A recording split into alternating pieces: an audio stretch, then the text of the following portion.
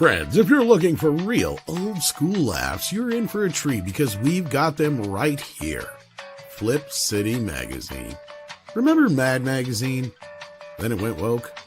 Well, don't worry. Flip City has no chance of going woke. That's right. 4 times a year, you'll get an actual printed magazine full of jokes, stories, comics, and more, all about today's pop culture, entertainment, and woke politics. Flip City takes terrible entertainment trends we love to hate with hilarious parodies of Lord of the Rings, Stranger Things, The Walking Dead, Star Trek, Hunters, and more. Trust me when I say there is nothing else like Flip City on the market. So subscribe today. It will be delivered in print, or you can even get it digitally if you're one of those wacky Zoomers. Either way, follow our link and sign up today, and if you put in midnight, you get an extra 10% off. Check out Flip City Magazine today. Entertainment news today. You're such a dragon gay. Everything sucks and it's no good. That comes out of Hollywood. But there's one place you can go to get all your news and info, and maybe even have a laugh or two. You know it's true. Midnight's Edge after dark is life. We stand for nerds and geeks, we will survive. From Star Wars to Jurassic Park, it's Midnight's Edge after dark.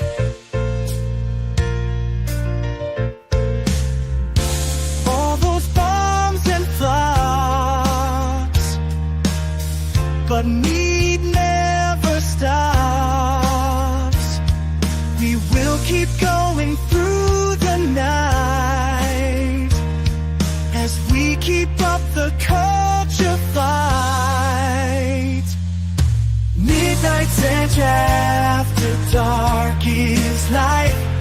We stand for nerds and geeks, we will survive. From Star Wars to Jurassic Park, it's Midnight's Edge after dark.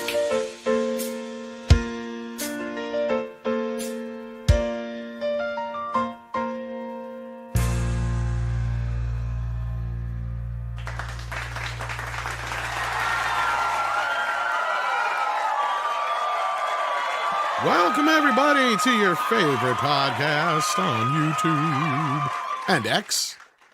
It is Midnight's Edge After Dark, as the theme song says. How you doing, Scribbles? Doing all right. That's the first time I've seen the intro live. I had a lot of fun helping out with that. Yeah, I thanked you for that when we did premiere it, but you missed the last couple shows, so that's right. So welcome back. Just a matter of timing and everything. But hey, everybody, hope you're all having a good Tuesday. Indeedy do. We also have CC Karaoke here. How you doing? Doing all right. In the middle of that old Vancouver winter, where we go about 3 months without ever seeing the sun, because it's just cloudy all the time. For gloomy, weeks and weeks. Oh, it's very gloomy. Beautiful part of the world. Just we have that part of the year where it gets very gloomy. Yeah. And I'm glad to see you guys are loving the new intro. I'm really glad. We also have Price of Reason here. How you doing? Good. How's it going, man? I'm just munching on some Rolos, which I shouldn't be. Rolo Tomasi. Right. Oops. But how's you doing? How's everybody's world? Everybody good? We're fine here. I'm waiting for kind of like CC. I'm purportedly waiting for some kind of power outage around here. So either I'll stick around or I won't. It's not my choice if I don't. Yeah, major wind warnings. Yeah. That's having an excuse for when you don't like what we're talking about. We're just like all of a sudden, you're gone. It's true. My excuse is if I get a phone call, I got to go. Yeah, CC's a sex line operator. I learned that earlier today. It's a true story. Yeah. It's that golden throated voice of his. Yeah, karaoke voice. Play Misty for me. Ugh. Not quite a turn on, I'd say. I guess unless you're an oral masochist. If you get that oral. Anyway. Oral with an A. Oral. Uh-huh. I just spilled shit. Now I get it. I'm okay. CC slow in the uptake. Yeah, we're a little slow up here, eh? Just one of those days. It was, though. I was Ubering for like 6 hours earlier, and it was definitely one of those days where everything was a bit out of whack and weird all over the city. Just dumb shit. I don't know. Y'all ready? It's a Tuesday. 3. Oh, jeez. Yeah, well. Yeah. If you want to talk about politics, this could be a completely different show. I know, not really, because I already got into it with my old man. So. Indeedy do. But anyhow, let's see what you guys are up to. If you want to be part of the conversation, the easiest way to do that is send in a super chat. We have a member chat to start things off with Jeremy Winfield, who's been here for 17 months. Thank you for that, Jeremy. That's a long time. Says, boy, the landscape is going to look pretty different in about 2 years, and it's going to be glorious. Back to only 2 genders. Well, I know we can't say too much about that. Weird. That part is weird. Hey, we got Mikey in the house instead of him being on the show. He says, with his 42-month membership. Thank you for that, Mike. Why in the flippin' almighty God and all the angels in heaven and earth, why is Thomas Connors Jr. eating freaking stupid Rolos? Because they're good.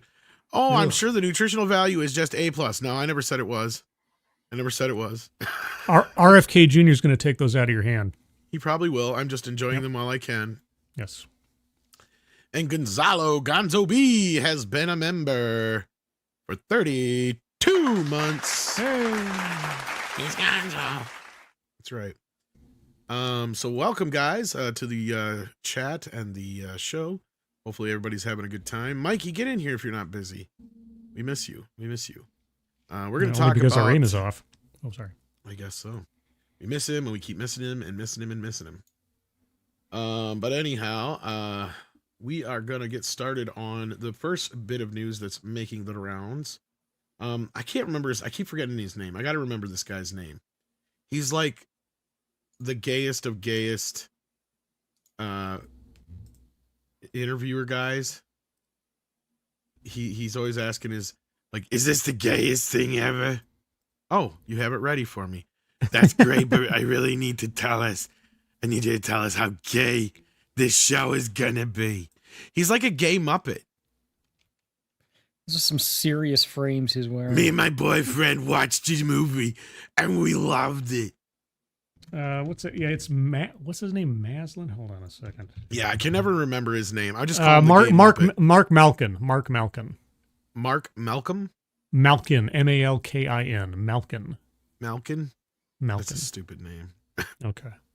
We're gonna call him Gay Muppet. Mark the Gay Muppet. So anyway, he stirred up a lot of this controversy, and I guess this started from some interview that Denzel Washington did. What was it with Empire, I think it was, where he had mentioned there was a gay kiss that got deleted from the film Gladiator II. Mm-hmm. Now there's a big bunch of controversy and talk about it. Now it seems like it's been blown completely out of proportion. In fact, there was, I think, the premiere the other day, or this last weekend here, and one of the other co-stars was asked about it from the same Muppet, and he's like, well, everybody's talking about the gay kiss getting cut. What is your take? And she's like, it's just, everybody gets scenes that are cut. And it's not what everybody's making it out to be, is basically what she said. And then we got extended edition. Yeah, and then we got Denzel now and Ridley Scott's take on it. So here we go. This is the new update on this. So that's just bringing everybody up to speed on this. So here we got, first of all, we got Ridley Scott. He's talking to the Gay Muppet here. Got to ask you about the Denzel kiss. He said people got chicken. Did they get chicken? They kissed with the boy. Denzel kissed the man, and then he killed him. Okay. Let him answer the fucking question, He Gay kissed the Muppet. senator. You mean the senator? Denzel said he kissed the man on the lips, but it didn't make the final cut. No, that's bullshit. It was a senator. I love the other chicks react. Oh, bullshit. Then, did he? No, they never did. They acted the moment and didn't happen. So it never happened. No, it didn't happen because they acted the moment as if he. Do you want me to do it right now? Yeah. Okay. Okay. What do we do? Got to ask you about So the... yeah, so Denzel, I guess, didn't like. I mean, Ridley's saying it didn't happen. So here we got Denzel's take on it. I don't know which one came first, to be honest with you, but Okay, got to talk about the kiss. Ridley said he never saw the kiss. He said it didn't happen. It's much ado about nothing. Right. It really is Okay, much there ado we go. about So nothing. I'm wrenching in the radio. You know, they're making more of it than it was. I kissed him on his hands. I gave him a peck, and I killed him. I have to tell you, us gay boys want to see Denzel kissing another man. Well, Oh my God. I don't have the part yet. You gonna write it? All right. Awesome. I'll Okay. do it. He's like, Denzel's like, I'll do it. I'll kiss a brother. Yeah, Mark Malkin's pay writing me? the part on fanfiction.net. Denzel He's like- Washington walks into the room and he squeezes Chris Rock's sensual buns and he kisses him on the lips. The boy, the guy, he kisses him. Why is this guy so obsessed with like this gay stuff? Because he's the gayest gay guy ever. I swear to God. Yeah, whether it's Agatha All Along or the Eternals or every time he ends up on the red carpet with any of these major productions, he's always like, "I heard this is the queerest of all of the television shows that have been on Disney Plus." He was the It's one like, with the well, famous question of, is this the gayest Marvel Disney Plus show ever? For Yeah. Agatha All Along. Yeah. Like his one arrow in his quiver, so to speak. It's his whole identity, right? Like, and he's always Yeah. on the red carpet asking the same shit from the same, in the same kind of, and he's the one who usually stirs up these controversies, right? Yeah. Like, Like even now, he's like, "What about? Tell me about the kiss." Tell me the kiss, and Ridley Scott's like, "It was nothing." What do you and mean Denzel it Washington's didn't like, "It's happen?" nothing." Yeah, but I heard it happen. I need to know that it happened. I want just need to know it Polaroids. happened. Yeah. I mean, is he like Harvey Firestein's like second I cousin or know. something? That's what I said. I said, if it's like, I said this morning, I'm like, I was on Pro Show. It's basically like if Harvey Firestein and a Muppet had a kid. I swear. Anyway, CC, you've been quiet about this. What's your thoughts on the gay kiss that never happened? Oh, I'm just expecting the director's cut and the special edition of the director's cut and the extended director's cut special edition, and You missed one. we'll see it eventually. Well, what did I miss?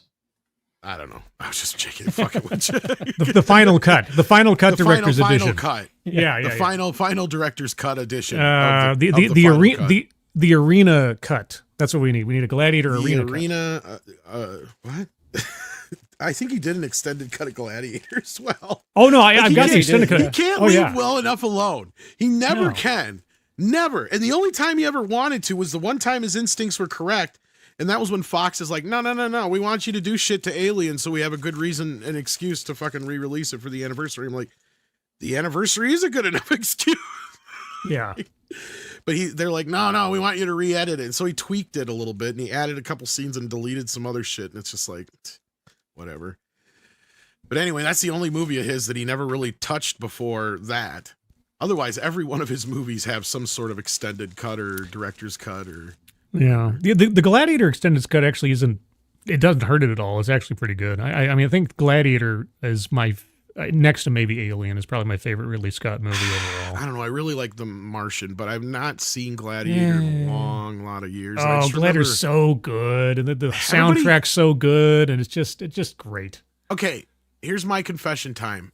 I feel like the Gladiator film is one of the more overhyped of his films. Is it bad? No. Is it great? No. It's okay with mediocre CGI. And it got a lot of hype.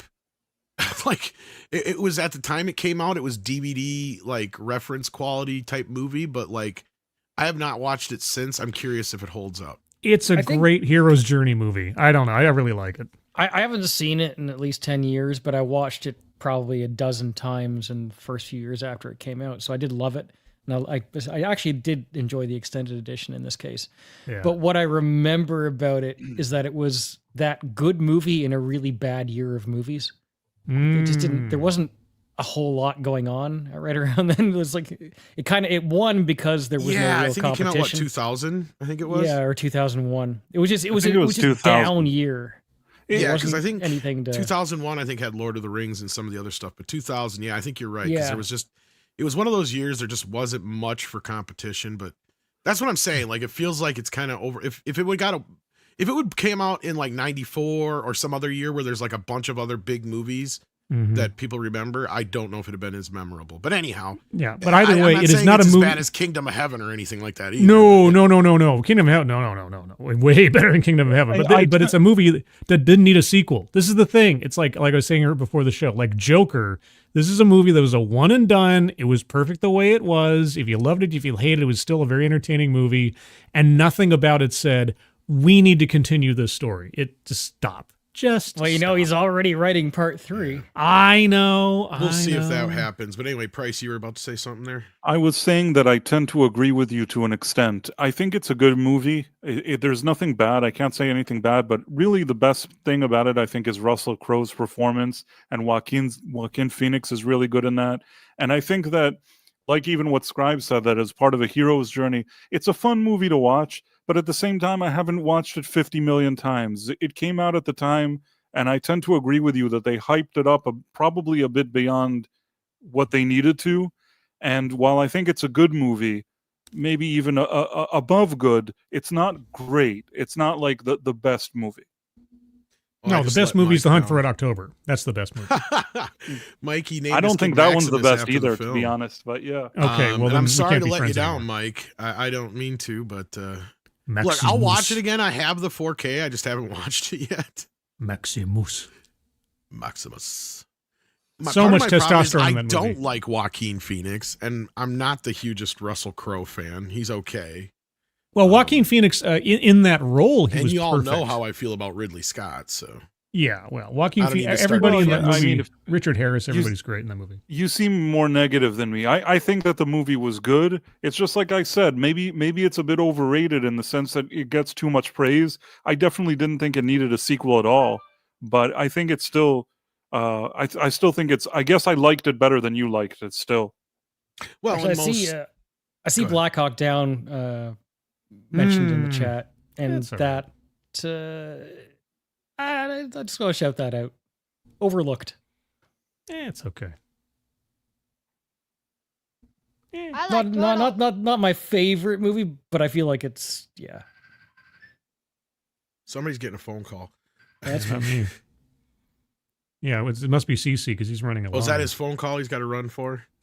Yeah. Get your motor running. Well, there's some related Denzel news. So yeah, this whole thing's been blown completely out of proportion. There was no blowing going on. Is that Denzel's wife? I would imagine so. Guess. I mean, he is old, and it has been announced that via him, they're working on Equalizer 4 and 5. Really? Yeah. The Punisher movies we should have been getting, but oh well. I know, right? I mean, who doesn't like? Look, I'm not the biggest fan of the second one, but I fucking love the first one and the third one.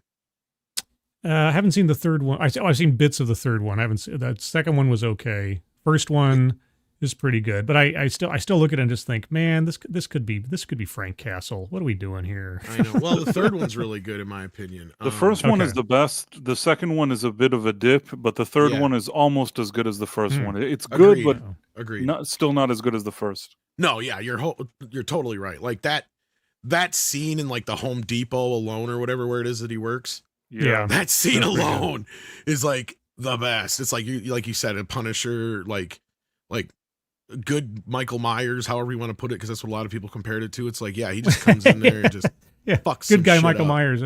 Yeah, like that's what they compared it to, and you're not. And I said, yeah, they're not really wrong. I mean, really, it's the same thing. It's just we're seeing it from the other perspective, and if it would be like if Michael Myers only went after assholes. Yeah. The only thing. Oh no, we lost CC. Now we lost Scribe. Shit. Oh no, you're stuck with me, Tom. Oh no. That's like the worst thing that could have happened to you. Oh Lord. On that note, while we're waiting for Scribe to get back here, Beep Bop Boop sends us in £1, $4.99 and says, what's hit more balls than Babe Ruth's bat? Mark Malkin's chin. In all seriousness, I watched Gladiator II in the UK. It was total garbage. Oh yeah, well Andre said he agrees with a lot of the comparisons that it's the most expensive straight-to-video sequel ever made. It's not bad, but it's not necessary. Like, yeah, that's basically kind of what I got out of him, and most people who have seen it so far. But I think most guys will like it. I think that the studio is expecting it to be like another Top Gun 2, though, and I don't think that's going to work out for him.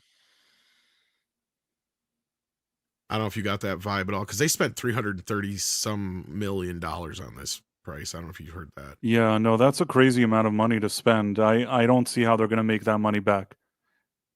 They're absolutely not going to make that money back. Even if it's considered somewhat successful, that kind of budget is just not. You can't cover it. I mean, this movie, how much would it need to make? Like 700 and then 850 million or something like that. At least $1 billion, close to it. Yeah, close to $1 billion. That's After not all that the kind of stuff. movie. This was a movie that if they could have made it for maybe 100+ million, maybe it could have been profitable. I agree. I think they went way too far with this. I mean, the expectations for this, it should have been treated more like a streaming sequel, and then they're going to put it in theaters just to kind of amortize some of the cost, like 120, like a direct to DVD. Yeah, like 120 million tops. Like Highlander 7. Yeah, well, not even that, but I mean, look, it's prestigious enough. You've got Ridley Scott. You've got a few actors back from the original film. The first film is, whether or not I and you agree with it being, on the level that a lot of other people do, it is considered that by some people. So I do see this movie doing well. I don't know if they're going to be able to pull off a Top Gun Maverick. Are they going to be able to pull in enough old men into the theater to go see this a few times? I don't know. It's a good standalone. It might. I mean, the first one is a good standalone, and I don't really see. Can I it's not a matter of spoil. I mean, I'm spoiling the first one. I assume that by now, if somebody wanted to watch the first one, they would have watched it, right? I would have hoped so. So basically, at the end of the first one, and this isn't even spoiling, it's not explained to him that he has a son, okay? Without even spoiling if somebody hasn't seen the movie. It's not explained throughout the film that the person there is his son. So, and not only that, there's a scene at the end, which if they wanted him to be the son, it would have been the perfect place to tell him that he has a son. But nope, they never tell him they have a son. And the reason why they don't tell him, because it's not his son. Now, in order to make this new sequel seem like it's legit, they decided that the kid, they retconned it. They said, oh, remember the kid from the first one? It's actually his son. And it's like, no, it isn't his son. Do you get what annoys me? Now, the way it was explained to me is that it's implied that this is a kid that he had before the kid that got killed. Yes, I understand that. So it was before his marriage and all that kind of stuff. So no, it was out of this kid actually existed in the first movie. He sees this kid. It never. And I guess it's implied there. I don't know. I'd have to watch it again. So, there is nothing. There is nothing. I watched and I was watching it like a hawk. There's nothing that suggests that this is his son. Now, if they would have added that to the movie, I would have said, okay, so they put a little kind of kernel of something that they can work with, but they actually do not say that it's his son. They don't imply it. And if it was his son, there's one part towards the end that it would have made sense from a screenwriting perspective to let him know that. And instead, he doesn't know it. It's not his son. And now retroactively, they decided that it's his son. I already don't like that. Plus, in the first movie, you had Jimon Hunsu, the actor. He's in the movie. You could have brought him back for this movie. It would have made sense because he kind of, you know who that actor is? He's like appeared in Zack Snyder's Rebel Moon thing. I'm trying to think of the guy's name. I mean, I don't know if this is PC to say, but he's a black dude. Yeah, I don't know the actor, but Never I think I mind. know His who you're name is talking about. Jimon Hunsu, something like that. Okay. In any case, I like that actor, and he was in the first movie, so bring him back for this one. But nope, they don't bring him back. And the son thing is some weird retcon. So already I'm going into this not really excited, and it really, even all of this retconning shows that the movie was a standalone, should have ended, and it needed no sequel. Whether you like it or not, I like it, but not as much. I don't hate it as much as you, but I don't like it as much as CC. I wouldn't say think, hate. Hate's a strong word, but okay, like, I don't somewhat dislike it as much as you do, and don't love it as much as CC loves it. But I'll say that I like it, and I think that it was a good movie. That sometimes movies don't need sequels. They have a beginning, a middle, and an ending, and the ending feels very final. It feels final in a way that you feel like you don't need more. And so often now we see with Hollywood that even though they have a movie that absolutely does not need the sequel, nobody asked for it, it's years later and there's no point in making a sequel, they insist anyways. Now in some cases they can surprise me, you know what I mean? Sometimes they have a movie that can come off, you know, Top Gun Maverick was a surprise, but maybe because of Tom Cruise it somehow it worked. But there's most movies it doesn't work, and this one is just random. I mean, I'll give it a fair chance. I'll go watch it, but I'm really not coming in there with any expectations. no, and that's fair. I mean, look, like I said, hate might be a little too strong of a word because, like, You hate it. I never said I really hate it, but like I I'm had just the kidding. DVD when it first came out. Like I said, it's a reference quality, but I didn't think the movie per se itself was all that great. I haven't seen it since. I never upgraded it on Blu-ray. I picked up the 4K. I think I got it with Braveheart is the only reason I bought it, because I think I got the two movies for like $15 together on 4K, and I'm like, okay, that's a deal. I want to answer Mexican Iron Man Yeah. because I didn't say I like that movie more than Tom. I just said that I don't like it as much as CC Karaoke, and maybe you like it, but I think it's a good, solid movie and one that didn't need a continuation. So I don't know if I'm getting fired for that, but I don't think it needs a sequel. No, well, and I agree with you. Like, even like, look at something like Beetlejuice, right? At least there you had Michael Keaton and Winona Ryder and a few of the other casts that you could bring back. They're stretching with this. This is even farther stretching than some other straight to video sequels I've seen where this is like almost as bad as like American Pie, like Naked Mile kind of shit. You know what I mean? Like, it's so removed, but yet, oh, okay, you got one actor in there from the original film, maybe, and there's a tangential connection to one of the characters from one of the other characters, maybe. There's your movie with a bunch of new characters. This is like The Fly 2.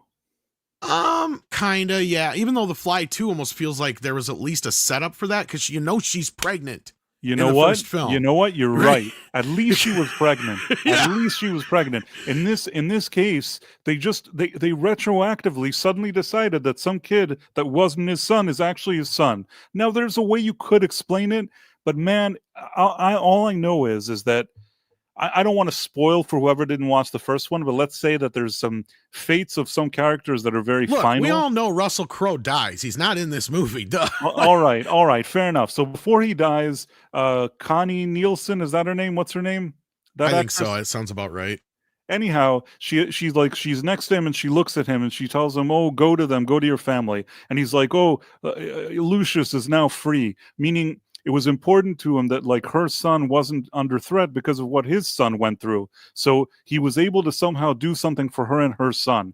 Now, at that point, when he's dying and he did her son, she could have said, "It's also your son. You did it." And then like send him off into the afterlife knowing that he fucking saved his boy. At least give him like a boost on his way out. That might be part of the implication, but again, I got to watch the movie again. So nope, there's no implication. Well, that's what they tried to retroactively do.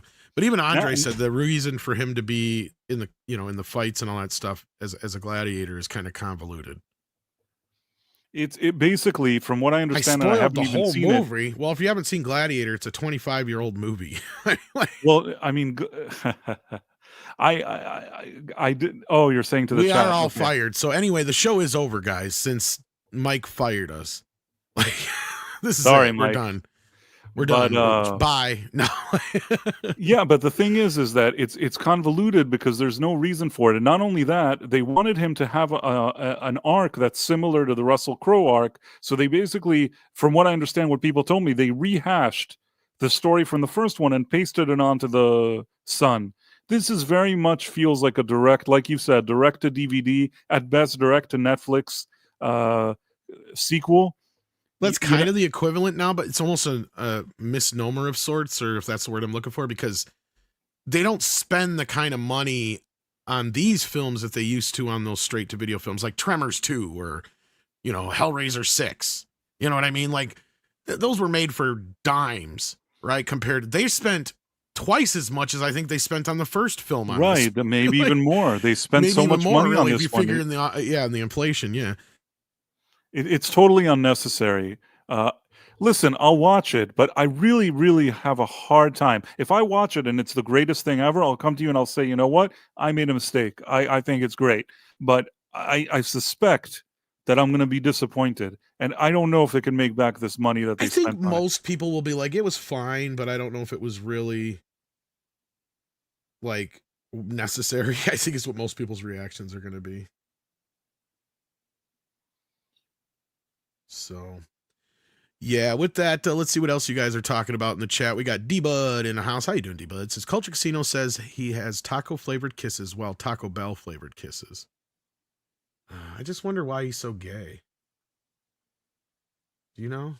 Does anybody know? I don't know. Anyway. Hopefully he feels better. I know he's under the weather if he's listening. Ben Dowdy is in the house. How you doing? Howdy, Ben Dowdy, as I like to say. Member for 9 months. Hi, folks, he says, with his member chat. That's right. You get a free member chat if you were a member. I believe I think all levels do. I'm not 100% sure on that because I'm not a member of my own channel. But anyway, we had not a follow-up story, but another story about Wicked. This actually is coming out this morning that the movie is poised to do very well. In fact, this is not even the story I wanted to bring up, but I guess they must have switched over to another story and I clicked on the wrong one. Because now we were able to drop their reviews. So I know the Rotten Tomatoes was getting like a 96, 97, 98, 99, somewhere there % on the viewer side. Let's see where it's sitting now. On the critics side, let me bring it up here. Sorry, guys. I had another story ready for it, and I clicked on the wrong one, evidently. So, yeah, it's getting a 99 still on the verified ratings meter, and a 92 from the critics. Yeah, so I guess this is exactly what they asked for. I mean, I don't know. The thing is that let's be honest. These kind of movies where there's some ladies dancing around and singing usually annoy me. Now, I like the first Wizard of Oz. No, I mean, let's be fair. Like, it's annoying. The first Wizard of Oz, that's a classic. And maybe this has enough to of a brand name, of people know the Broadway show, which, of course, I never went to because I have, other things to do. And there is an audience that would like this type of movie. Maybe they don't pay attention to Cynthia Erivo saying stupid things. Plus, there's enough people that little girls or whatever that like Ariana Grande for some for some reason. And at the end of the day, maybe some people will go watch it. I don't know if this will be a flop. For me, it seems like it's going to be crap. I may, if I can do my movie pass thing, or if I get an invite, maybe I'll see it so I can review it. But I'm already going into this not with the greatest of feelings. I think it's going to be a pretty big hit of the holiday season. It's a movie that's critic proof. It's us proof. It's not made for us. It's a Barbie crowd movie. They're even trying to make a Barbenheimer thing going on with Wicked and Gladiator, like Wicked-ator. But speaking of crap, Dax Shepard had to ask Cynthia Erivo about how she wipes her ass with those fucking nails. And what did she say? Well, she kind of answered his question, but she says she felt like it was kind of inappropriate. And then she made some knock on if she makes her wonder why people would smell like shit, or why people smell like shit if they don't have nails like that. And why she was just being her typical obnoxious self. I mean, it's in the New York Post if you want to read it, if anybody really wants to read it. I guess I could bring it up here. Let's see here. Fuck it. Yeah, I mean, this isn't like one of those situations where they're like, okay, this is an MCU movie and we really need that audience. This is a situation where it's wicked. It's Ariana Grande, a singer for little girls, singing with Cynthia Erivo in some kind of Broadway type of thing that a bunch of ladies will sit around, like you said, the Barbie crowd. They're going to sit and say, oh, this is so great. I need to get this soundtrack and I need to listen to it when I'm driving and shit like that. And there's going to absolutely be an audience for it. You and I are not the audience. We're the type, like, we're like the mystery theaters, the science mystery theater, whatever it's called. Well, that's what we are. I'm in between there. I mean, I don't mind musicals, but this is not one I expect to be very good. So anyhow, you're more forgiving than me. I personally, it has just to be depends something on the musical. Really special musical, really special Okay. musical for me not to get annoyed. So Cynthia Erivo doesn't like questions about her business in the bathroom. Who does? The Wicked Star 37 appeared on The Armchair Expert on Monday and clapped back at Dax Shepard for asking how she wipes her butt with her long talon nails. It's a fair question. Shepard, at 49, noted that the question was inappropriate, but he asked it anyway. And Erivo knew it was coming. Okay. That's Dax Shepard now? The fuck did he do? Is he on roids or something? Yeah, he looks roided out or something. Anyway, he goes, no one's afraid to ask. She says, sorry, everybody's asking that question. My answer is that nobody uses their fingers to wipe their backside. The Tony Award winner explained, you use tissue, correct? And you wipe. Shepard then asked her, does the tissue go to the tip of your fingernails or do you try to get the tissue? What the fuck? He's kind of a weird too. I mean, listen, he is kind of a weirdo. It's not exactly a question that I especially wanted to hear her answer, and at the same time, it's not especially funny either. So it kind of like, if you ask a question that's inappropriate but funny, you can get away with it. But it's not so funny, and it's not really something that was on my mind. And not only that, this is another thing. Colonizer Jeeves says British people use bidets. Like a lot of people are buying those fancy toilets now. There was a whole South Park episode about it. Right. Anyway, she goes, pads of the fingers. Great. Now you're getting somewhere, Shepard said. Then you're just feeling the tickle of the nails, the crack of your butt. Look, he's trying to be funny. I get it. Anyway, Arevio clarified that she doesn't have that problem because of the tissue. Shepard finally satisfied her with an answer, joked that he'd make a mitten with the tissue paper to wipe his own butt. I get it. I'm annoyed by it. I'm like, come on, guys, she said. But I get it. But it's also like, I'm a functioning adult and I never walked around smelling like, No one thinks that, Shepard noted. In fact, everyone thinks you smell so good. It begs the question, how are you wiping your tush?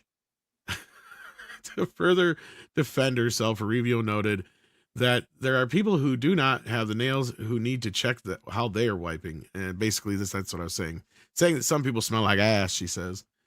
People are bold. People are always like, how do you get anything done with those nails? She said, and I'm like, I mean, I'm here and I'm dressed. Look, bitch, you probably have people that fucking dress you. That's another thing. Anyway, blah, blah, fucking blah, more about stuff that we don't care about. So there you go. There's the whole story on that. Generally, Cynthia Erivo falls under the category of I don't really care about her. I care if she says something. It's good for us to know. If she says one of those weird, woe is me. And I don't care. Sorry. What was that? That was Jim Carrey. Oh, it sounded like Nick. It sounded like Nick Weiser. No, it was Jim Carrey from Dumb and Dumber. Okay. So in any case, yeah, I mean, the thing is that it's always good if she says something bad about like white people or whatever. It's fine to highlight that. But generally speaking, I just find her really annoying. She's not a reason for me to go watch a movie. Honestly, Ariana Grande falls into the same category. And here, she even looks like somebody dipped her in like a semi-gloss enamel paint. Ariana Grande looks like they're like somebody like put her in, I don't know what, in a freezer. Don't you see that she looks weird here? She's always been a wackadoo. She was one of those Nickelodeon kids that was probably fucked up by what's his face. I see. Well, initially, I guess she used to go to the tanning Or salon, so wasn't she she a would Disney look. kid? One of the two. She wanted to look more kind of Latina, even though she's not. And now I guess she went like the other way around. I think she so does actually have some in her background, but like I you're don't right. think she she's like does. whiter than Lily White. Well, her name is Grande, but still, I feel like there's some suspicious thing there. I don't think you are think very she's suspicious Latina at of all. everybody, though. I think that she wanted people to think she was a Latina, but now for some reason she's like, wait, let me dip myself in this kind of white. I'll put Johnson and Johnson baby powder on my face. I don't really know how to explain it. She looks now like very pale, like Casper the Friendly Ghost. Yeah, people are saying in the chat that Grande is Italian. Yeah, she's Italian. Okay, there you go. It's Italian. She went to the tanning salon. Now she does the opposite. Whatever the opposite of a tanning salon, that's what she did to be in this movie. Somehow the tanning salon suited her more. Well, because technically in the story, what's her face? Glinda is as white as Lily White can be. So blonde hair. Right, albino. That's it. That's somebody said here. Shadow 79. Well, I wouldn't call her quite albino, but in comparison to what she did before with the tanning salon, this almost looks like an albino situation. And that whole color for her hair and the weird eyebrow thing that she does, maybe it's for the movie. I hope it is, because I don't think this look is really suitable for her.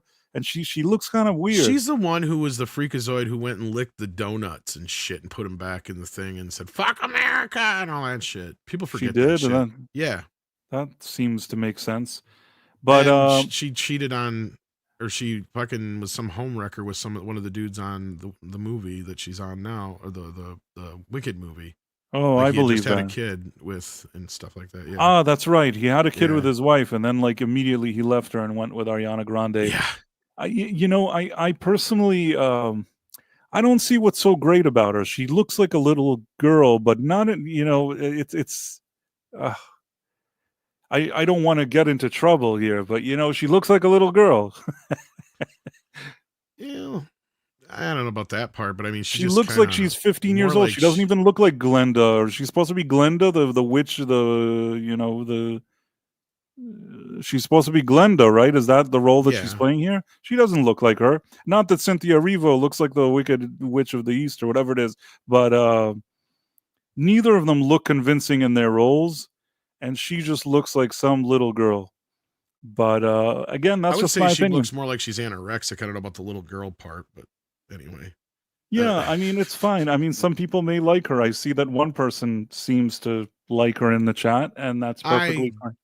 Yeah, don't have any real feeling about her one way or the other than she's a wackadoo. But are you a big fan of the How to Train Your Dragon? Not really. No, I'll be honest with you. I think I'm trying to see. What? We'll skip that one. So. No, it's not only I don't even. I think maybe I've seen one, like the first one or something. I don't know what it was, like an animated something, wasn't it? Yeah, the original few were animated, and I think I've seen the original, but. Yeah, I don't remember it very well. I might still have it somewhere. I don't know.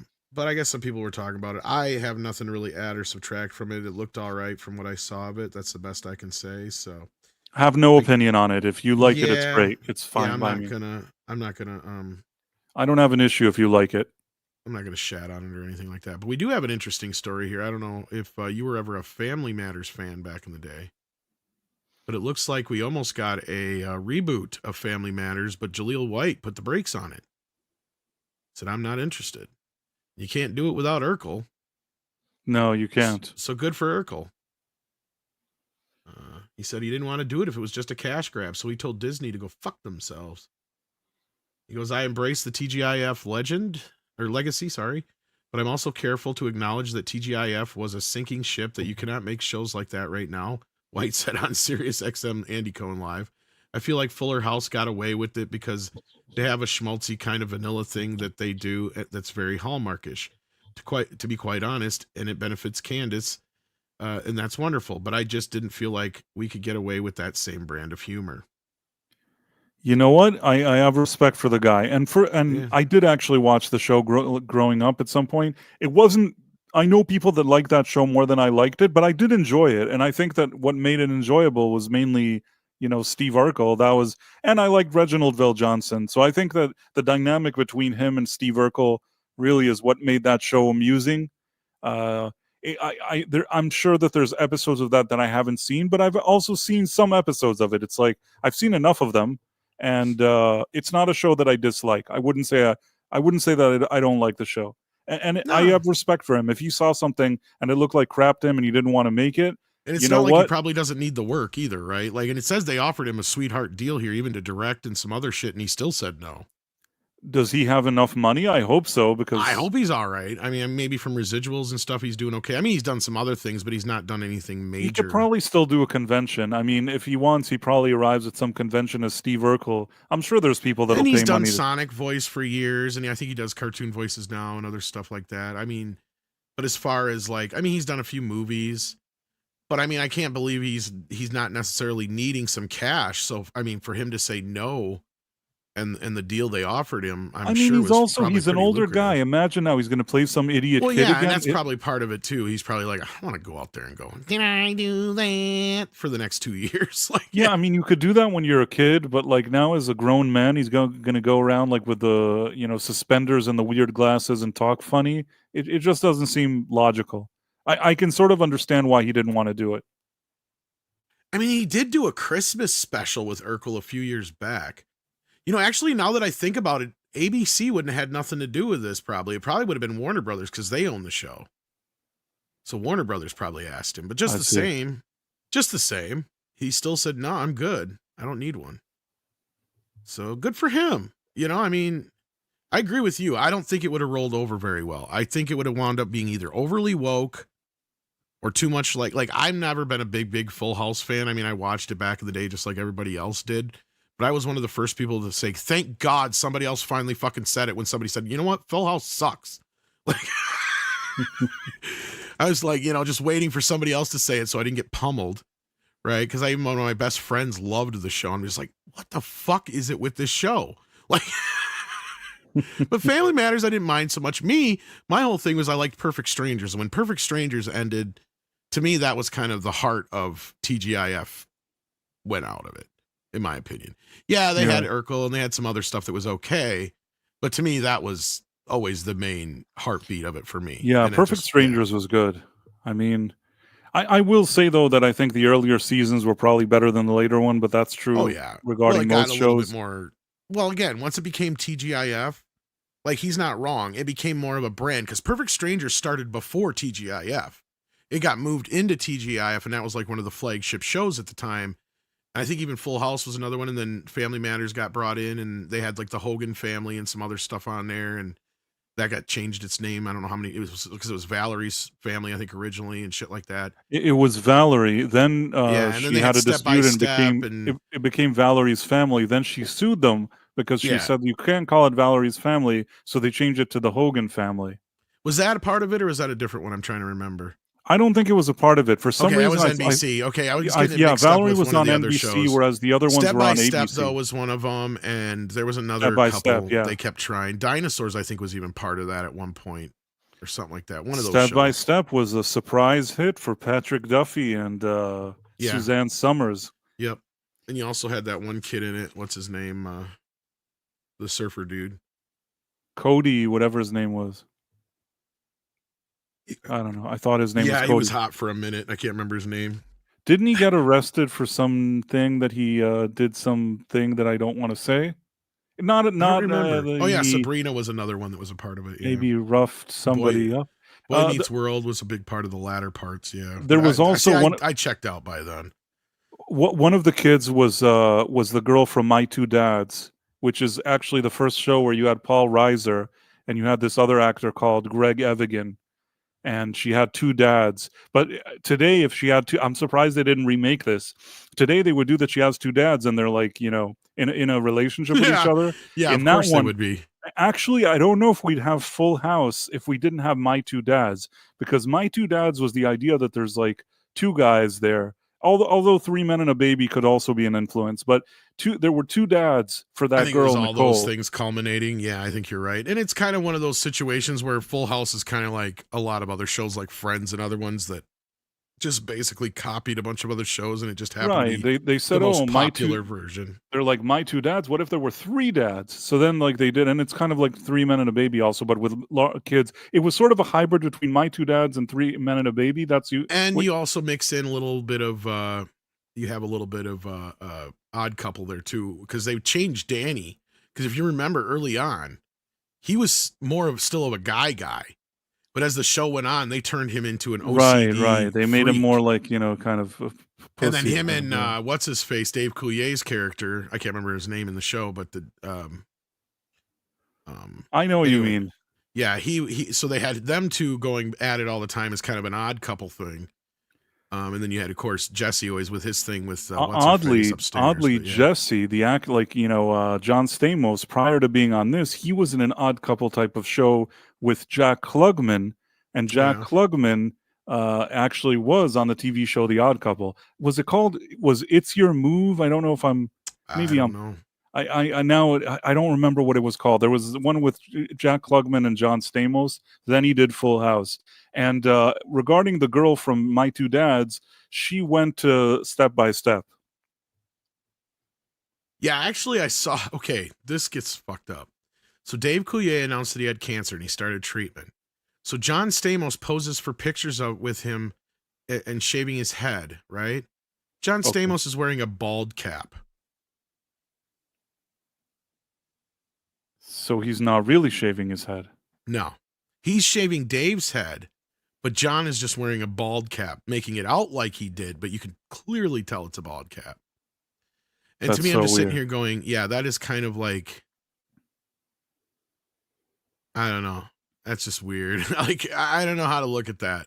I don't know either, but somebody in the chat, Coral Rogue, says that Stacey Keenan became a lawyer, I think. That's interesting. And I have an anecdote that nobody is interested in, but I'm going to say it anyways.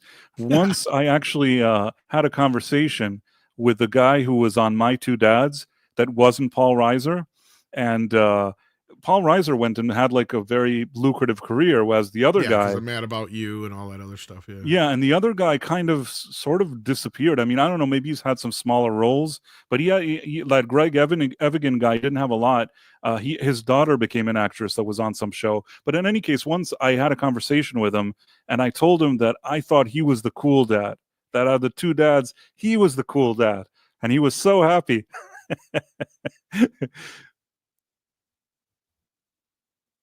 I don't know if you're still here, but in any case, I'm here. I made his day. I made his day because everybody remembers Paul Reiser from the show, but I told him no, because like he was the musician. I think he was like a musician. That's why he invited Davy Jones for the Monkees to be a guest on the show. Never mind. I am a weird. I've not seen that show in so fucking long, dude. I am an encyclopedia for random TV crap. I used to be, but like I forgot so much, man. I understand, but I think that I can give you a run for your money in some things at least. Oh, probably when it comes to television. Well, that's the thing with Clobby when he used to be here, man. Like he always knew all the old television stuff, and especially up through like the 80s and stuff. True. So I would just turn to him. Well, we lost everybody, but we got a couple super chats here. JoePat87 says, I noted that Toothless looks exactly the same in live action, and yet that doesn't do enough to justify this remake's existence. Yeah. Which remake are we talking about now? Toothless. Oh, the dragon one. Yeah, I don't know. I mean, it kind of looked cool, but like it felt like a fan filmy thing to me or something. I don't know. Then Green Raptor sends into and says the gazebo episode of Perfect Strangers was peak. Oh, there's so many great fucking Perfect Strangers episodes. The Vegas episode. I mean, hell, the first episode is even memorable. You know, I mean, not only that, there's just so many memorable moments, you know, like it's just a great show all around. But yeah, you're right, Price, as the show went on, especially when they got the girls more involved. The show they always do that. I feel like that's something that Hollywood can't help doing. They always want to make it so that the girls are there and do all this stuff. They did that actually with Big Bang Theory too. Yep, Yeah, and that's kind of where, to me, I agree. Like, the show at first was kind of good, and then there was kind of just this point where they started trying to get everybody a girlfriend, and it's like, okay, this is Friends. It's like, Right, and like the whole idea is they're kind of nerds and nobody likes them and whatever. That's kind of funny because they're in their own world. Once there's ladies that even look halfway decent that are all like over them, it kind of diffuses the whole situation. yeah, and I mean, I'm not saying there ain't nerd chasers, but there's not nearly that many good-looking women that are into that many Right, nerds in right. one That concentrated area at once. it Especially doesn't the whole doesn't Penny thing. They never should have gotten together. That should have been the whole point of the show, right? right. Is she never should, like, they never should have changed her character, because that really changed the dynamic of the show. I mean, yes, you couldn't make her a piece of shit for the rest of her life, but there's nothing wrong with making her more friendly and not having her fuck, the Galecki character, right? Like, that's just kind of where the show went south. And there was Yeah. a few great episodes early on, but beyond that, the show just became everything that nerds hate about nerd stuff, basically. Right. It could have had potential, but somehow it ended up taking a left turn somewhere. I did enjoy the early seasons, whatever the early, and mainly because I thought that the Sheldon character was funny. I thought that that's a character I met I kind of liked the weirdos. dynamic of the guys, yeah. Like, we kind of knew those guys, yeah. Right. I've met people that kind of remind me of a Sheldon. That's why there was something, maybe he's extreme, but there was something, and the guy delivered a good performance, that Jim Parsons guy. So I think initially it was pretty cool because he's sort of weird, but once they stuck in like that he has a girlfriend too, and they're like doing videos and live streaming together, it started becoming a little strange. Yeah. Yeah, Sheldon should have never got a girlfriend. Yeah, that was weird. Weird. None of the guys really should have. No, none of them. They tried only staying, with no girlfriend with Raj for some reason. Yeah, that's pretty much it. If anything, he probably would have been the only one to get a girlfriend. Right, he seems like the only one that would have a girlfriend, actually. Yeah, or if not gay, because I was waiting for him to come out as gay, and I wouldn't have had a problem. It was just kind of like, it's so obvious one way or the other, right? Like, it's just like, just let it happen already. Just want something. But at that point, I started getting sick and tired of it because of like I said, the relationship shit. That's not what I liked the show for. No, Right. I also didn't like that at some point they're like, here, Raj has a girlfriend, but then the girlfriends don't like him. Like, I don't know. I actually think that the character, they didn't do a lot of justice to that character. And not that I even No. wanted them to have girlfriends, but they were all going to have girlfriends. Why wouldn't he have one? I know. In No, reality, you know that he's married to like India's beauty queen or something. That's what like I was that? saying. Yeah, because in the show, like, even still, he was probably the one, because he's, you know how women are. They always go for that cute little weirdo sometimes like that. Right, but like you in can real life, he understand that, actually married a beauty queen, I think. That's what I'm unless- saying. So you can understand it. Yeah. Yeah, it's weird. But no, I don't know. The other problem with the show is when it became too popular, because nerds are not popular. And when you've got William Shatner and you've got, all these other Star Trek actors, and the Will Wheaton shit really just got a little too much too. Like, It really when gave that- like Will Wheaton a boost in his career, because it otherwise did. he was kind of looking at the ceiling at that point. And that whole thing to me just kind of got, okay, now the show's getting too big for its britches. Right? I mean, it's one thing to be The Simpsons and to want, and to pretty much be able to go, we want this person on our show and get that person on our show, right? Because The Simpsons became one of those shows where they couldn't get anybody to do voices to begin with. But then by the time it got popular, they got just bombarded with voices, to the point where that kind of became their thing, that when Mike Judge and South Park came along, like, those guys are like, we're not going to have so many, guest voices. And when we do, you're not going to really realize who they are. Right. So like that to me kind of was like their shtick. And when they did that to Big Bang, it was kind of like, just come on. I don't need to expect James Earl Jones to show up. Like, these guys have met and hung out and had adventures with more fucking famous people than anybody I know. Right. Like, it just doesn't work out that way. Yeah, I agree. And there's with no you. rhyme or reason for it, because none of them work within the industry or anything like that either. You're absolutely right. It was unrealistic, but I mean, they went to like Comic-Con or something. They could have done something where they meet them there, but I don't even think that they did that. He happens to run into Mark Hamill and run into. Yeah, they come up with all kinds of convoluted reasons. I know one was like a dream thing, but still, like, I think that was when Leonard Nimoy, I think, was on there before he passed away, if I remember right. Will Wheaton, aside from that stint on Big Bang Theory, and even on that Big Bang Theory, it's always referring to the fact that he was on Star Trek. Anybody that was on The Next Generation and left The Next Generation, the only thing today that they kind of highlight about their career is The Next Generation. Even like Denise Crosby, that she left after a year. Today, anytime you talk to her, it's like a Star Trek. Like, nothing personal. Her only other highlight is fucking... What'd you say? Because her only other highlight is fucking Pet Cemetery in a real quick shot in 48 hours. Right, but I guess what I'm trying to say is that Star Trek: The Next Generation was like a keeper. If you were on that show, you should have stuck with it. She left, and it actually didn't help her at all. Today, until this day, her main thing is like she talks about Star Trek. She was there one season. Yes, she was that special with Spock or whatever, that special episode. Not special, but she was a later thing. And there was one that they sort of played around with the time continuum that she was on a ship. But the bottom line is she was really only there for one season. And then Will Wheaton, he was there for like, what is it, 3-4 seasons? And then he left at the time and he thought he was bigger than that. And he's some big star and he's some big movie star. And at the end today, most people are like, oh, you're the guy that was in I'm just Star happy Trek. because his payback was, you're not going to be able to be in any of the fucking movies, jerk. And the one time you are going to show up, you're not even going to get a speaking role. True, yeah. They really stuck to that. Oh, they did. They stuck it to him. They stuck it to him. He must have annoyed them because they never wanted him back. Like they even and later, even when they did the Terry Metalis Picard season 3, they didn't. I don't think that I don't remember him being there. The only thing I saw is that I guess Paramount or whatever hired him. That after the episodes, he would sit and talk about how he watched the episode.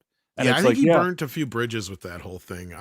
Because and that was the funny thing with the movies, because I think he did shoot something for one of the other movies that got completely cut out. And then because I think he was supposed to be in Generations, and I think it got completely cut out. And then the one that he was in, the last one, because he's only in the wedding scene or whatever, I think he had like a bunch of lines that got cut out from that scene. So it's almost like they do it as a fuck you to him. They enjoy it, yeah. They're like, let's have him fill scenes, yeah. And then, like, they don't tell him, and he goes to the theater, he watches it, and he's like, "Where's my fucking scenes?" Yeah, that... Seriously, baby, I was in the movie. I still get a blowjob, right?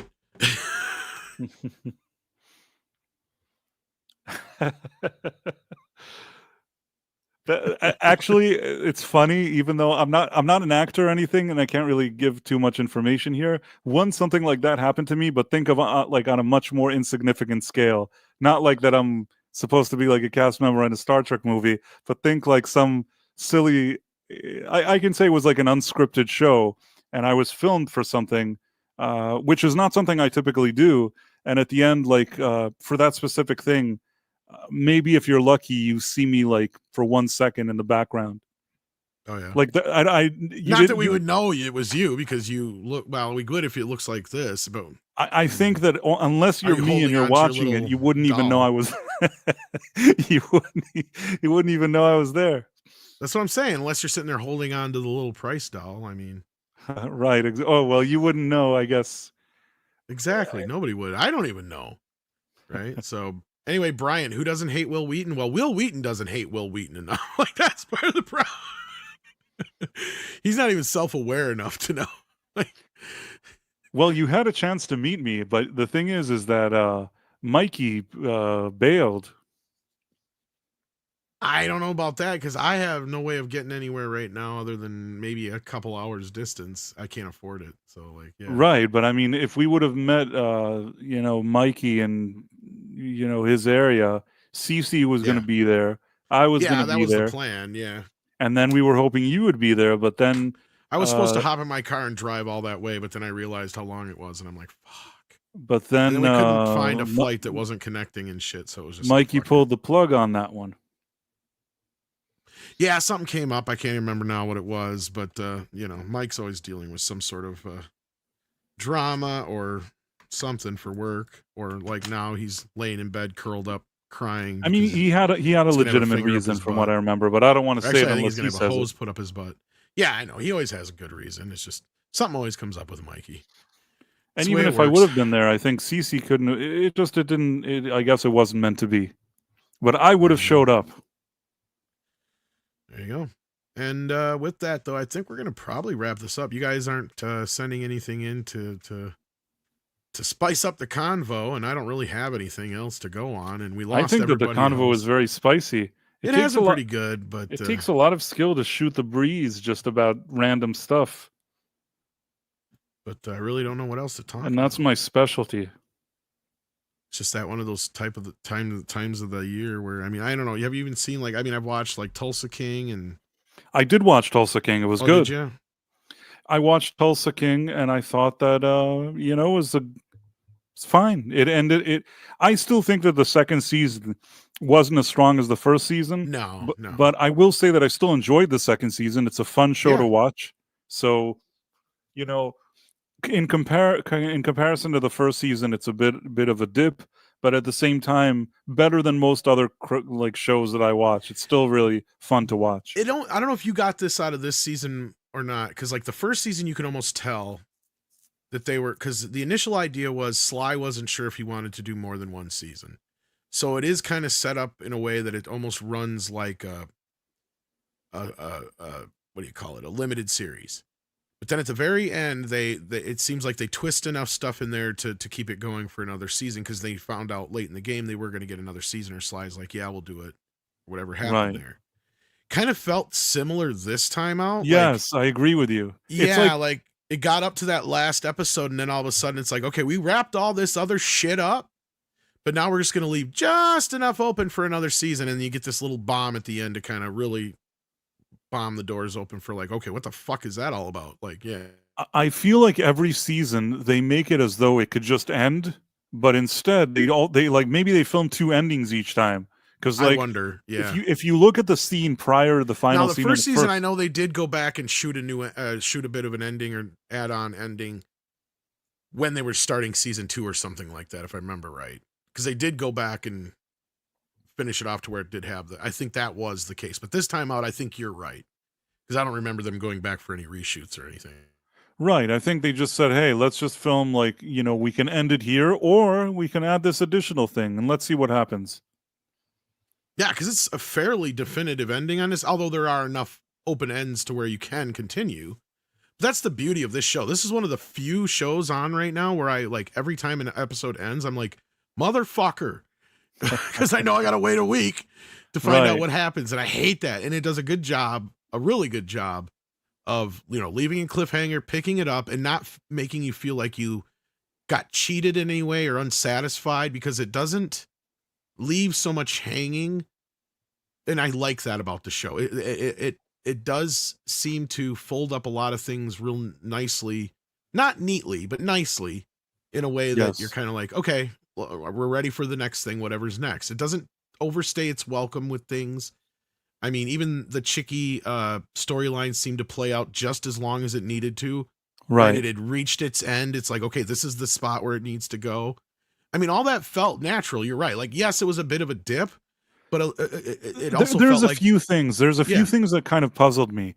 One, they made a point of bringing his daughter here, but then I don't know. They kind of they seem to drop.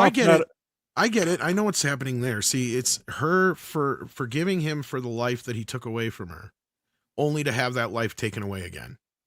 So that's going to play out in the next season, because she basically has shut him off now. So he's got to redo everything. He's like, she's done with him relationship wise. And his sister, they brought her, but really what's she doing there? She just seems to kind of be there. She is going to slip in as more of like a Talia Shire character, I bet, at some point. I think that's what they're going for. I agree with you. I think so. I think at some point something's going to happen to him that she's going to have to take over. I could almost feel it, that's going to be the case. I was actually waiting for it this season. I was waiting for him to get hit at some point, and then this was going to kind of get left on a cliffhanger of will he die or won't he die, and she was kind of running things. I was kind of waiting for that, the way things were going. But no, I agree with you. I feel where you're coming from. Certain things do kind of feel like, what are they doing here with this? But no, I totally understood the daughter thing. I get what they're doing there. There was one thing, and there was one thing that really kind of, and again, I liked it, I enjoyed it. If there's more, I'll watch more of it, and I enjoy every time I watch it. But there's one little thing that kind of annoyed me, and I have to just say it. Chicky kind of had a situation that he had a falling out with his crew in New York. Right. Now, in the real world, in a situation like that, I think they just get rid of him. Not necessarily. I think the way it played out here is probably because you got to remember they don't have proof. They just have a gut feeling that he did what he did. Now, if they had actual rock solid proof, you bet your ass. I guess so. But the problem is he's a son of a Don. He was technically a Don himself, and that with it carries a lot of weight. And that's the whole thing that Sly also kind of tries to remind, I keep forgetting his name, the kid that's with him, the young black kid. Because he's just like, I want to go kill this guy. Tyson, thank you. And he's like, I just want to go kill this guy. And Sly's like, you can't, right? He's like, even if you wanted to, there's like, you have to go through certain channels. I'm paraphrasing, but he's basically explaining to him that that's not how this shit works. Right. Right. This is a made man. You can't just fucking go after him without expecting some sort of retaliation. So on that note, Chicky, and that's the whole thing that one dude kind of came in and snaked him out. And he kind of set him up for either failure or success. It was either he comes back successfully taking down Sly, or he goes out himself in a blaze of glory, whatever one it is. That's the expected, outcome on New York's half. But, Sly's waiting for him and ready for him. And that's, neither here nor there as far as the story goes. You have to see it. I don't want to spoil it. But no, I feel like it all kind of logically came exactly to the point it had to. And doesn't feel like anything's overstaying its welcome. The only thing that kind of I predicted, and I'm like, okay, was the little squirrely Mexican guy that's always looking for money and was kind of playing the sides against each other. I knew exactly that was. I predicted that to a T. I don't. Is he Mexican? I don't think he is. I think he is. Maybe he is. And if he isn't, I apologize. Italian, he could be Italian, but I thought he was kind of like, because I thought he was speaking Spanish in one scene, but I could be wrong. But maybe he just knows how to speak it. It could be wrong. I think it was kind of like an American trying to speak Spanish. I could be wrong, though. That could be, too. But either way, I'm trying to remember his name. But he works at the stables. And the Armand. Armand, thank you. And the only part I thought was kind of weird with him is that she just kind of, the way she reacted to him at the end there. But I was like, all right, whatever. That was kind of one of the only times I kind of really rolled my eyes and was kind of like, eh. Well, the way I thought about it, I thought somebody asked her for a favor, that if he whatever, that part of the deal was maybe somebody said, hey, you know what, he asks, why don't you do me a favor here? Yeah, and I think there is a point made about Sly is a lot about giving people second chances. Right. He doesn't want to be like a criminal. He wants to forgive them and things like that. So I feel like that may have worked. I mean, he ended up doing something. Well, and he wants to extend what he didn't get. See, and I get that. It's not like it's trying, some people on the surface be like, oh, they're just trying to make him a goody two shoes. It's like, no. He's still not a goody two shoes. He's just extending the thing that he never got from his people, is that he never got his second chance, right? They shipped him off to fucking Tulsa and tried to forget about him, and also tried to have him killed. So yeah. Sorry, I didn't mean to disrupt your flow there, but yeah. No, that's fine. I didn't really have a flow, but I overall I enjoyed it. I think that it's fine, and it's cool. Yeah, I definitely recommend it. Sorry if we got a little too spoilery for those who are still catching up with it, but it's been out now for close to a week and a half. I don't think we really went full spoiler here. I think we were kind of dancing around real spoilers. No, and if anything, if you're somebody who doesn't have Paramount Plus, keep your eye out. The box set or the steelbook of the first season goes on sale periodically on Amazon. Just keep an eye out for it. It's worth it. And 4K Cinema wants to know about Landman. Yeah, I've checked out the first 2 episodes. Have you seen that yet? I have, yes. Oh, you did? Yeah. So what'd you think about that? I was actually expecting to be a bit better than it was. I think it's just it's fine. It doesn't bore me. I'll watch a bit more of it, but unless they show me something that they're going to do with John Hamm and with Demi Moore's characters, until now, I don't really see. I don't see the full picture here yet, and I hope that there is one, because until now it's kind of just okay. I maybe I liked it more than you because I wasn't sure what to expect going into it, and what we get at first compared to what the show ends up being as we move along it's kind of more of the typical kind of Taylor Sheridan thing, but I would lean into the more of I like it more like I do Tulsa King and stuff like that. Because like I watched Mayor of Kingstown and I just kind of fell out of it after a while. So it like felt like somebody trying to be Taylor Sheridan more than a Taylor Sheridan I've show. never actually watched that one. I wanted to get around it's to it, all but haven't had right, time. but it just kind of got really like the weight of itself. Because the basic idea, if you don't know what it is Jeremy Renner plays like this warden for this prison, and it's all about the shady shit that he has to do to kind of keep the peace. And it just kind of gets so convoluted after a while. I just kind of, because there was this drug dealer and stuff that he was dealing with and doing stuff with, and this other shit that goes down, and it just got so convoluted. I just kind of fell out of it. But as long as this show doesn't get too convoluted, I think it'll be fine. But I can see where you're coming from too. I don't know what you were quite expect, because I didn't see any trailers going into it. All I knew, no, I didn't know anything either. I knew nothing. I only knew who the cast was, but I didn't know anything really beyond that. It's just that I thought to myself, Taylor Sheridan, oil. I thought Billy Bob Bob Thornton along with John Hamm and Demi Moore. I thought this could be interesting, and I feel like it's not bad. I didn't look at it. It's kind of a lighter Tulsa King is what I would call it. Does that make sense? It's kind of, I guess so. Maybe it's a lighter Tulsa King. I didn't it's more feel... of a comedy in a sense, because that's what I got out of it as we move along here, especially when his daughter shows up and stuff like that. I guess so. I can't really tell yet. I'm not. That's the thing, is that usually with Tulsa King, after an episode, I knew what that show was, and it was whatever it was. With this thing, I've seen 2 episodes, and I think that my main takeaway is I'm not sure 100% where it's going. And that's fine. It's fine that you don't know. And that's cool that there's a little bit of, sort of. Yeah, I mean, I don't know where mystery. it's going, but I can understand what's going on. That's the difference. See, and that's what I like about a show. So, I mean, I get where you're coming from. But, I definitely understand what's going on. I'm just wondering where they're going with it. But like I said, I'm going to continue to watch more of it. I can predict right now what's going to happen. I don't know what's going to happen, but I mean, because Eric Kenny's setting up that they're setting. Because for those who don't know what the show's about, basically, for all the deals that the oil and the mineral companies have to make, like Billy Bob Thornton is the guy who does all the middle ground stuff, and not only that, he deals with all the shit that goes down between the oil companies and anybody else within these areas, right? So it's kind of like a liaison between, the oil companies, the police, the people that own the land, and you name it, whoever's involved with whatever given deal, right? And he works closely with like the lawyers and the guy who owns the oil company, played by John Hamm. And we don't have any clue yet who Demi Moore's character is. She's in the intro thing, but we have not seen her in the show yet. So there's that aspect of it. But it was like, so it's set up first that they get we this. We did see her in the show in the second episode. She just doesn't do much. Yeah. Oh, I didn't even notice she was in there then. She's with John Hamm. There's scenes that she's sitting next to him and talking to him. And she's at some baseball game with him. Or is that his wife? Yeah, that's his wife. That's Demi Moore. Oh shit! I was like, I recognize her, but I didn't recognize her then, because like I'm like, I know who that is, but I can't place it. Like she is, I've not seen her in anything in so long. I guess I didn't realize that was her.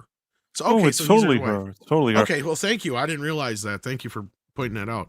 Because I don't know when the new episodes drop, but I'm kind of looking forward to seeing what's coming next. Because yeah, as of right now, it looks like he might be set up as a scapegoat through his company, or through this, whatever is going on, for this explosion that happened, even though like none of, their company's drills would pass any sort of inspection. Right. So like, that's kind of the plot they're leaving off right now, while he's also dealing with his daughter who just showed up in town, and his kid who's working for the company, and he wants to be a grunt and work his way up from the bottom. He doesn't want, a handout kind of thing. So you got that kind of aspect of the show. And at the same time, he's dealing with, all this shit with work and his ex-wife. And, right. But there's one thing that I'll say that, again, this and he's Billy Bob Thornton, like that's pretty much it. Yeah. The thing is that, and I won't do a spoiler, but the son, something happens at the end of the first episode, and then, there's some kind of injury. Right. I don't want to say anything more than that. But the thing is that he seems so kind of relaxed considering what he just witnessed. I think that a normal person would be a little more stirred and shaken by it, and he's just like, I want to be a landman like you. I get what Pa. you're saying. I think that's something that's going to keep coming up. I agree with you to a point, but I think it's going to come up like he's going to have some sort of PTSD from it all. And I think that the daughter and the wife, like of Billy Bob Thornton character, I think that they're a bit over the top. A little it's bit, like, but that's where the humor comes in, I think. it's fun, but again, that's the thing that I'm not 100% sure where this show is going, and that's why I feel like it has to have a more unified vibe. In Tulsa King, they managed to Fair. somehow find the balance between humor, but there's also crime element. In this thing, I feel like the balance still isn't here. Maybe if I watch more, I'll just sort of understand the vibe of the show. Until now, I would say that it feels a bit uneven because of that. Because I because can't argue that. I get where you're coming from on it that, hasn't 'cause fully found its footing, but it could be that this is all building up in a really clever way, and then I'll watch and I'll be like, you know what, I totally get it. But until now, that's what I walked away with. I thought, it's interesting, not sold on it yet. Well, the first 2 episodes have been directed by Sheridan himself, and as far as I know, he got solo writing credit. So these are like Yeah, 2 he shows. wrote and directed them. So this is a show that's pretty much as close to him as you can get. And it's not like Yellowstone and those Yellowstone spinoffs, because those are very serious. Those are very grounded in a real serious setting. Right. Tulsa King is very much set it is very comedic, right? And I've compared it to, it's like, this is probably the closest you'll ever get to a Grand Theft Auto, the series, right? To be able to capture the type of tone, comedy mixed with violence that Grand Theft Auto has, right? Like, that's the best way I can explain the tone. And you're right. This show is not quite that tone. It's a little too serious for that tone. So I think maybe Taylor's kind of dipping a toe in each lake right now, and until he decides Right. how On one he's hand, gonna- there's some yeah. serious things going on. On the other hand, it's like very silly in parts. And Yes. it's like, it doesn't. Tulsa King has a few things working for it. It has Terry Winter, but it also has Stallone, that he really he can do that thing where he's sort of laughing, but then if Yes. he's serious, you believe that too. Kind of like the analyze this kind of tone almost. Not quite Right. that goofy, but yes, I get where you're coming from. Yeah. So here, I just feel like they haven't found that balance yet, but it could be that I'll just continue to watch and I'll be like, okay, I get it now. So I'm going to give it a fair chance. I don't dislike it per se, but I still am not sold on it. That's my verdict on Landman. Whoever asked for that question got a really, really detailed answer. Well, we both actually have seen it, and you're one of the few people I've talked to that has seen it besides Script Doctor. So, and again, I it's assume like- that Script Doctor hates it because Taylor Sheridan wrote it. No, he said it was. I think he said it was all right, but again, I don't think he really got to. I don't think we really got to talk too much about it. So, but yeah, no, I got to catch up yet with the other Yellowstone episode. I did see the first one of this season. I watched the first and second one. That and should have it's- been. I haven't seen the second one yet. I I've won't heard spoil it sucks. for you. I think it's shit. I've heard it sucks. They should have just ended it with that last episode and called it a day. And that's my feelings on it. And Superior Knave, I haven't seen The Substance yet, so that's what I'm saying. I have not seen Demi Moore in anything prolific since probably Striptease.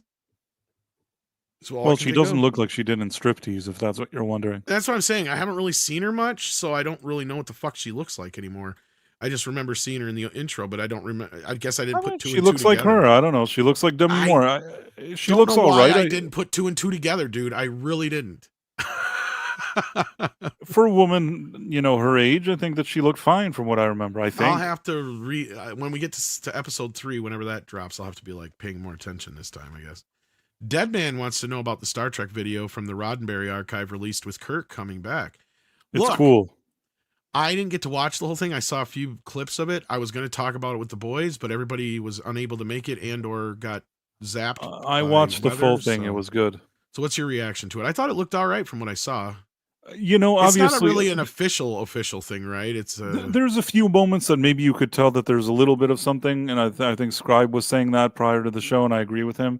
But overall, it's very respectful. It's a nice little kind of add-on, if you want, to the Generations movie, which kind of ends in a very annoying way with sorry, spoiler, Kirk like dying under a bridge. I think that this one sort of gives some kind of epilogue to that movie. The only downside is that I think some people would claim that it's sort of tying it to J.J. Abrams' timeline, which like that annoys me. But generally speaking, if you ignore J.J. Abrams and his stupid Kelvin crap, I think that this thing is very respectful, very respectfully made. And I believe that if you're a fan of Star Trek, it's a nice sort of epilogue that's very much needed for that Generations movie that's kind of semi-shit. There you go. I wish I had more to say about it than that. As far as I know, though, I don't think it's official, but it's kind of like in between official and. But I think that, you know, it had at least William Shatner is named executive producer or something. Yeah, so it's got his blessing and all that shit. I think somebody from the Nimoy family as well. And I think that I don't know if he contributed anything at all to it, because people were saying, oh, like he helped. I don't know he helped with what. But generally speaking, I think that it's well made, and the fact that they even lended their names to it and support, I think means that it's at least, you know, it's not something that they're both making a ton of money on. I think this is something that they really do respect what was done here, and that's nice. If you're a fan, I think you'll like it. Yeah, and I'm not trying to say it's not official to be like knocking on it or anything. I'm saying it because like I consider it canon. The official thing wouldn't do anything this good. Probably. Right. That's my point. Like, I consider it canon. It's probably the best thing that was done Star Trek related, you know, since, I don't know what, Star Trek, I want to say... maybe Nemesis, but I didn't even think that was the Undiscovered Country. I don't know what I'm trying to think. No, I don't know what. In any case... I thought the TNG movies were okay, but they're... Okay, I didn't mind the TNG movies. Fine. Ever since the last TNG movie, this is probably the best Star Trek has been. It's only 7.5 minutes though, so expect to like enjoy Star Trek for 7.5 minutes. Right. But if that's what you want to do, it's worth a watch for sure.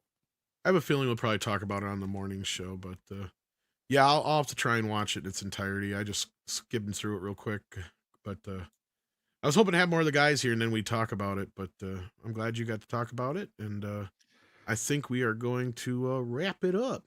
Well, even though I know they had technical issues, Scribe and Cece, it was nice to see them here at the beginning. Yeah. And you're fortunate that if there's one man that could sit around and shoot the breeze about random crap, it's me.